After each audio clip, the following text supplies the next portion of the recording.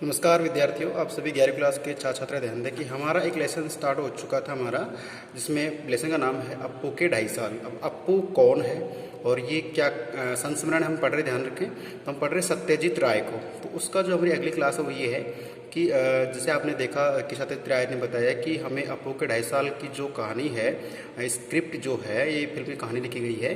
तो ये पाथेर पांचाली के नाम से जो कहानी है उसी का पार्ट है, उसमें से लिया गया है। तो मेरा मतलब ये है कि वहाँ पे इन्होंने एक ऑडिशन शुरू किया। वहाँ पे करीब एक 6 साल के लड़के की बताई गई है उम्र, आपने देखी होगी। तो एक छोटा बालक उसमें चाहिए था। उसमें क्या है कि बहुत से लड़के एडिशन देने हैं, लेकिन इनकी नज़र में कोई सिलेक्ट नहीं हुआ। उसके बाद पता चला कि एक लड़का है, मतलब वो आया है। तो उसके गले पे थोड़ा पाउडर देख के इन्होंने पूछ लिया कि ये अभी आपने बाल अभी भी कटवाए हैं।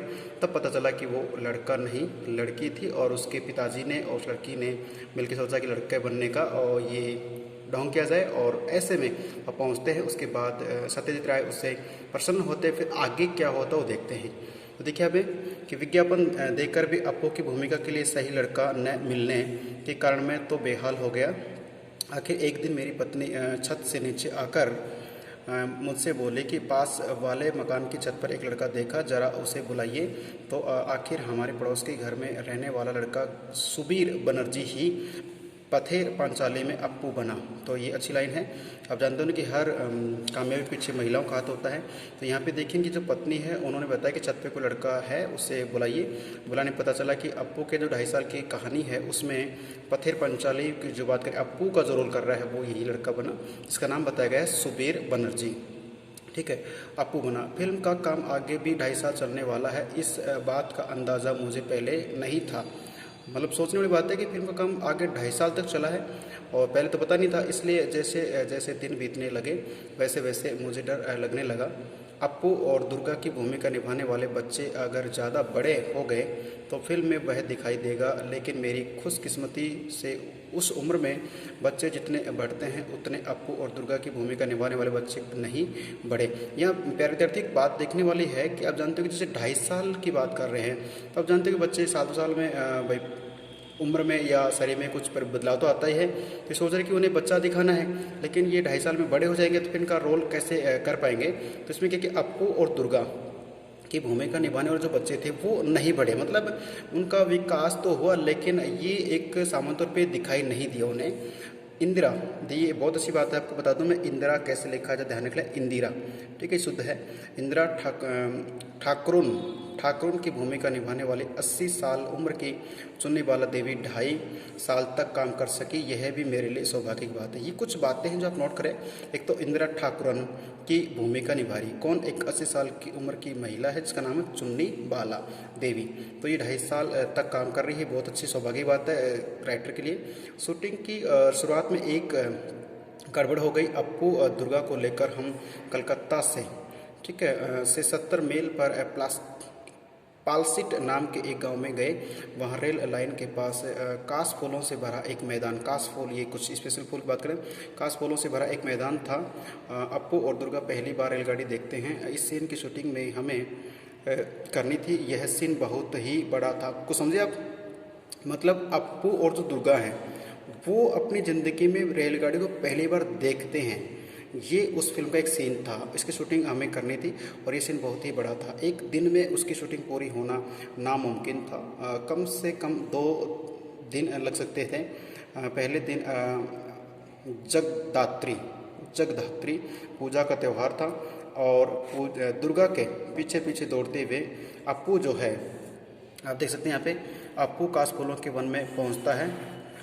सुबह शूटिंग शुरू करके शाम तक हमने सीन का आधा भाग चित्रित किया। निर्देशक, छायाकार, छोटे अभिनेता अभिनेत्री हम सभी इस क्षेत्र में नवागत होने के कारण थोड़े बोराए हुए थे। नवागत का मतलब अभी हमने फिल्मों में नए नए भाई शुरुआत की थी।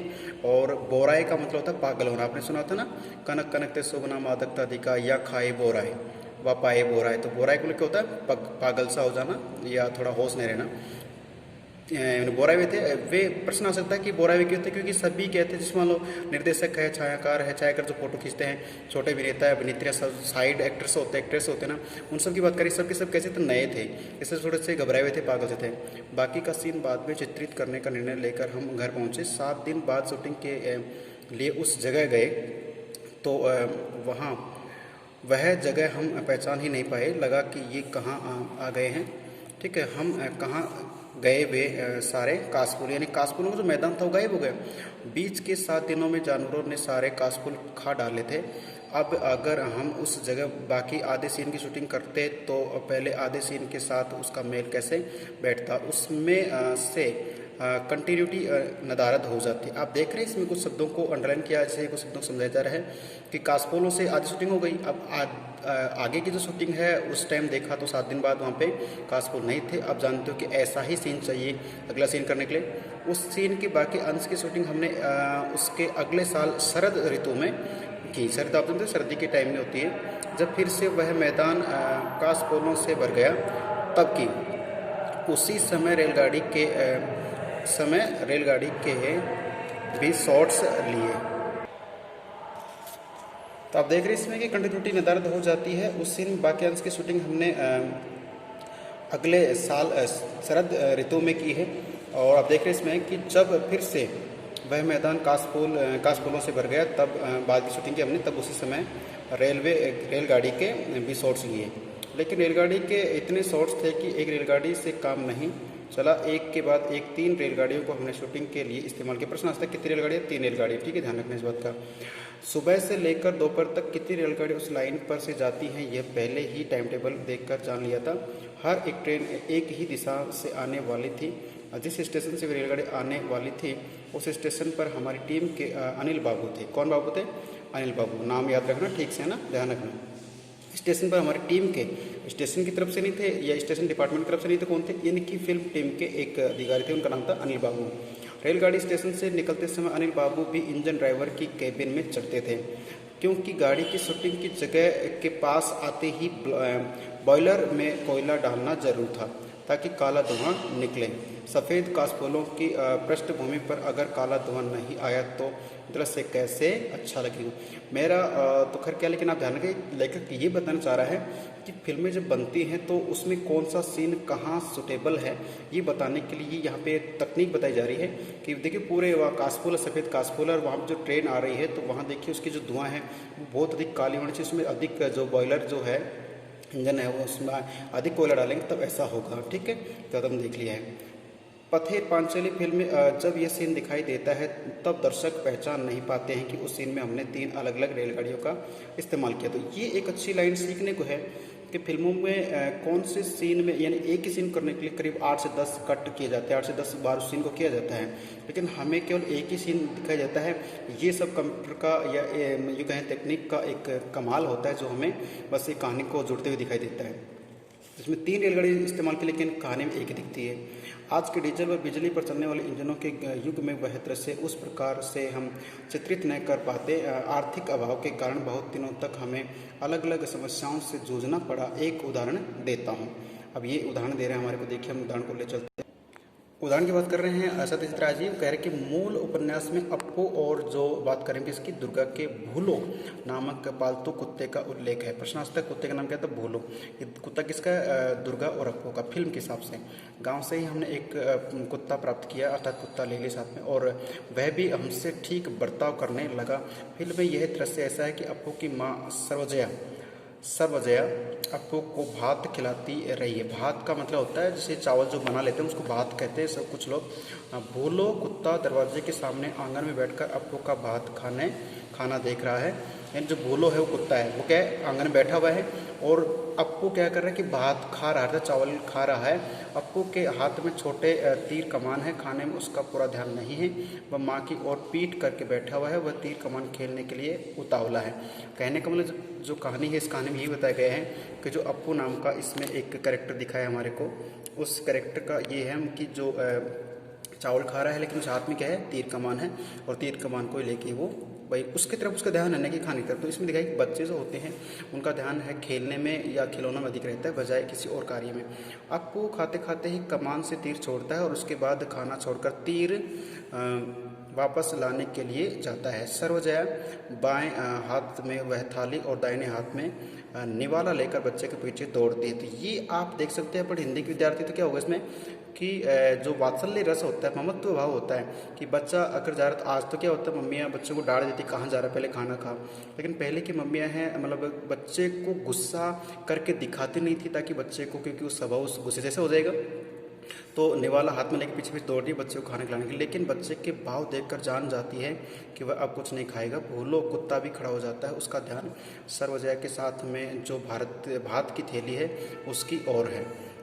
उसके बाद वाले शॉट में हमें ऐसा दिखाना था कि सर्वजया थाली में बचा भात एक गमले में डाल देती है, यानी कि जो वेस्टेज की बात करें, डस्टबिन की बात करें, और भूलो वह भात खाता है। लेकिन यह शॉट हम उस दिन ले नहीं सके क्योंकि सूरज की रोशनी खत्म हुई और उसी के साथ हमारे पास जो पैसे थे वे भी खत्म हुए। सूरज की रोशनी का मतलब है कि अब ये देखिए कि यहाँ इनके पास हो सके कि अपने जो लाइट्स की व्यवस्था करने के लिए पैसे भाई व्यवस्था नहीं है, तो सूरज की रोशनी में ही अपनी फिल्म की शूटिंग कर रहे हैं।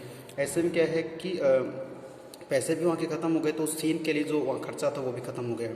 बात करते कि 6 महीने बाद फिर से पैसे इकट्ठे होने पर हम फिर बोडाल गांव में उस सीन का बाकी अंश चित्रित करने के लिए गए। लेकिन वहां जाने पर समाचार मिला कि भूलो कुत्ता अब इस दुनिया में नहीं है।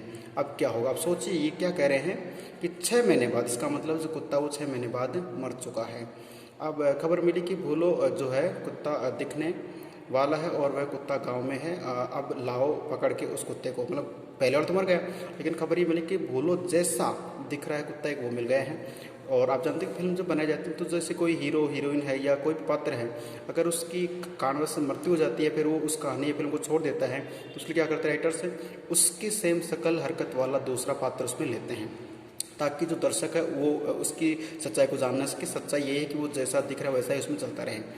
तो देखिए सचमुच ये कुत्ता भूलो जैसा ही दिखता था और वह भूलो से बहुत ही मिलता जुलता था। उसके शरीर का रंग तो भूलो जैसा बादामी था ही, उसकी दुम का छोर भी भूलो के दुम के छोर जैसा ही सफ़ेद था। आखिर यह फेंका हुआ भात उसने खाया और हमारे उस दृश्य की शूटिंग पूरी हुई। फिल्म देखते समय ये बात किसी के भी ध्यान में नहीं आती कि एक सीन में हमने भूलो की भूमिका को 2 अलग अलग कुत्तों से काम लिया है। कहने का मतलब ये देखिए, ये फिल्म जो लिखने वाले लेखक निर्देशक होते हैं, बनाने वाले, उनकी सफाई होती है, उनका दिमाग होता है कि दर्शक जो इतने सारे होते हैं, लाखों करोड़ों होते हैं, उनके दिमाग में इनकी बारीकियाँ नहीं आती हैं। ठीक है, तो ये फिल्म में काम करना बहुत ही सावधानी का कार्य बताया गया है।